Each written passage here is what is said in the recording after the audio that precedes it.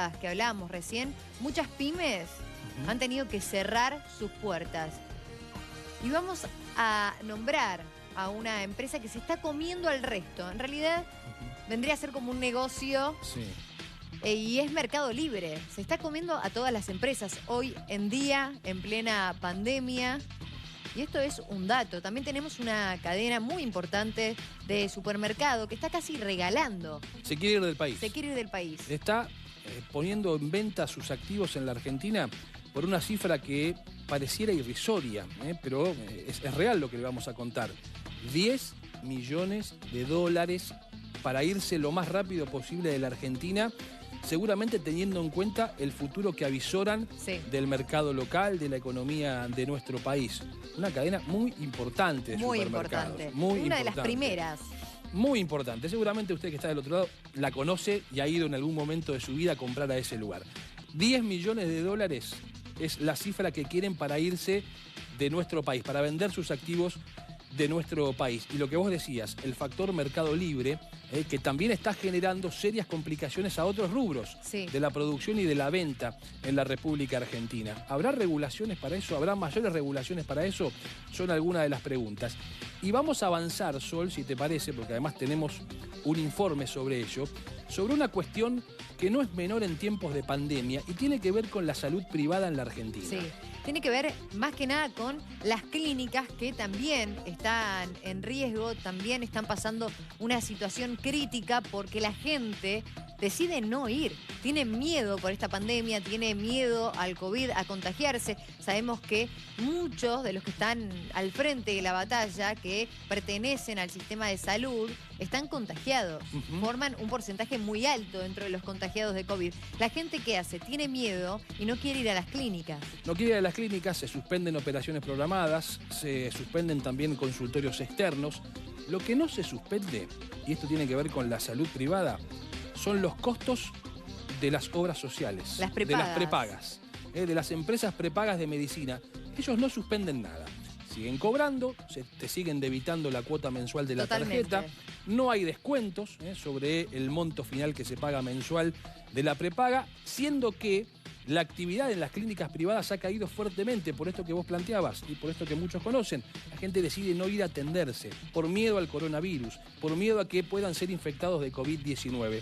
A propósito de ello, Sol, primera parte de un informe que habla sobre esta cuestión, del miedo a ir al médico en tiempos de coronavirus.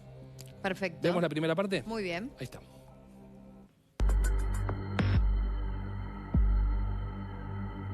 El coronavirus ha dejado en la sociedad un temor al contagio. Ahora, ¿qué pasa cuando los pacientes presentan distintas patologías? ¿Una persona se puede realizar una tomografía, una ecografía? ¿Los hospitales tienen protocolo de salud?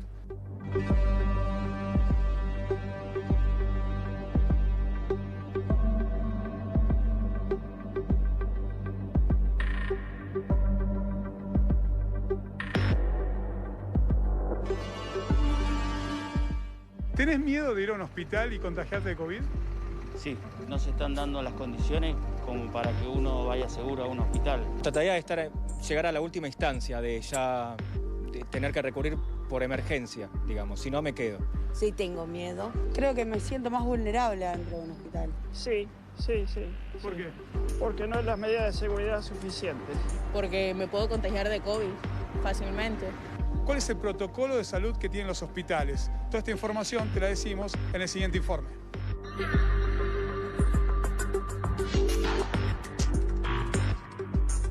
Bueno, la realidad es que es cierto, es un temor que la gran mayoría de los pacientes tienen cuando asisten a una institución. Un punto que es el punto fundamental es que logramos dividir la circulación de pacientes sospechosos o confirmados de COVID versus los pacientes de la población general. Otro punto fundamental fue el triage. Lo que hicimos es, previo al ingreso a las salas de espera del servicio, hay un puesto de triage, donde se detectan los pacientes sospechosos de COVID. En el caso que eso ocurra, el paciente se lo aísla, un médico lo interroga y si efectivamente confirma que es sospechoso de COVID, se activa lo que en el hospital llamamos el código blanco. Se llama un radio, viene un equipo de médicos infectólogos, se lleva ese paciente a la guardia, se lo ubica al paciente en el área específica de sospecha o confirmación de COVID para ser testeado y diagnosticado. En las salas de espera lo que hacemos es se bloquearon asientos para que el 1,5 metros recomendado entre paciente y paciente exista, se ampliaron los turnos, se generaron agendas específicas para pacientes en población de riesgo, que no se mezclan con el resto de la población general. A ver, la gente hoy por hoy se ha dejado de hacer infinidad de estudios, o la gran mayoría. Incluso los que les comentaba previamente, patologías muy prevalentes, muy serias, que pueden llevar a la muerte del paciente. Hoy por hoy los pacientes no están yendo a los centros sanitarios a atenderse por temor. Por eso es importante transmitir que hoy por hoy la gran mayoría de las instituciones tienen protocolos para permitir una atención segura y protegida, ¿no?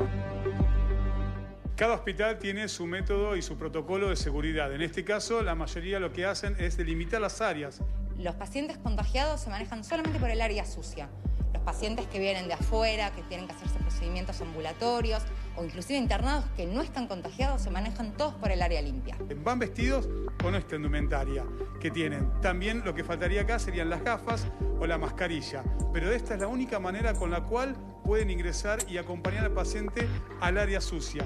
De esta manera está bien restringido lo que es los pacientes con COVID y los que no. De una manera también para transmitir seguridad a aquellos que vienen por distintos tratamientos. Postergar un procedimiento y puede generar un mal mayor. Entonces, tienen que entender eso. El hospital está preparado y están las dos áreas delimitadas.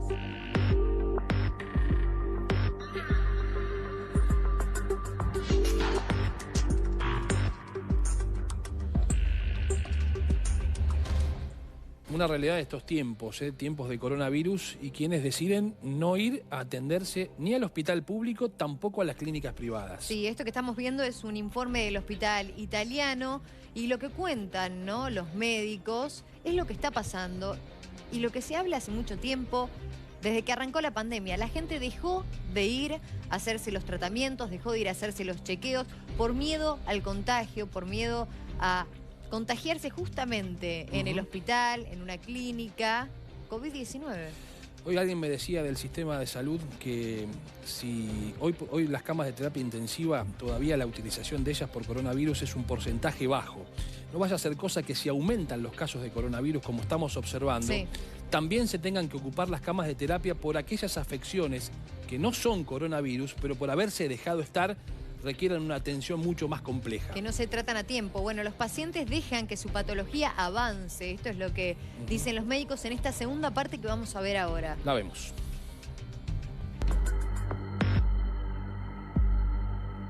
¿Cuáles son el riesgo de estas consultas?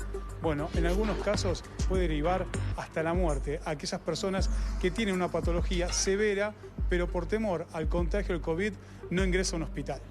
A nivel mundial hay reportes de que los pacientes con enfermedad cardiovascular grave no consultan. Pero no es que no consultan solamente cuando se tienen que controlar, sino que hay reportes de que ha bajado a la mitad la consulta de pacientes con infarto y de que ha aumentado los eventos de pacientes que se complican o que tienen complicaciones en la casa. Estamos viendo situaciones que no veíamos hace muchos años porque los pacientes dejan que la patología evolucione libremente y entonces los pacientes llegan con complicaciones graves y muchas veces fatales. La extensión que tiene en el tiempo a la enfermedad hace que enfermedades que son prevalentes en esta época del año o que el paciente tiene como riesgo, hacen que deben acudir en algunas situaciones al hospital. Lo importante es que acudan al hospital en caso de que tengan síntomas de alguna enfermedad y que vayan a lugares que estén preparados. Un ejemplo le podría dar es una paciente que se ha detectado a lo mejor alguna lesión en la mama, alguna pequeña lesión palpable, que por el miedo a no concurrir se ha quedado en su domicilio, y esa lesión, que si es detectada en una situación precoz, podemos evitar que la enfermedad progrese. Podría ser una pequeña lesión benigna, pero si en el tiempo no se trata, las chances de que se complique sería mayor.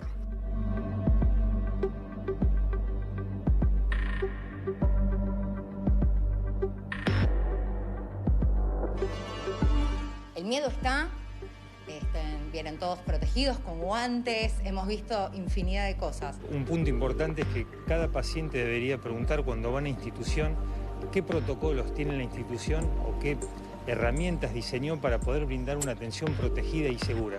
Me parece que eso es lo más importante. Creo que hoy por hoy todos los hospitales deberían tener normas y procedimientos para brindar este tipo de atención segura.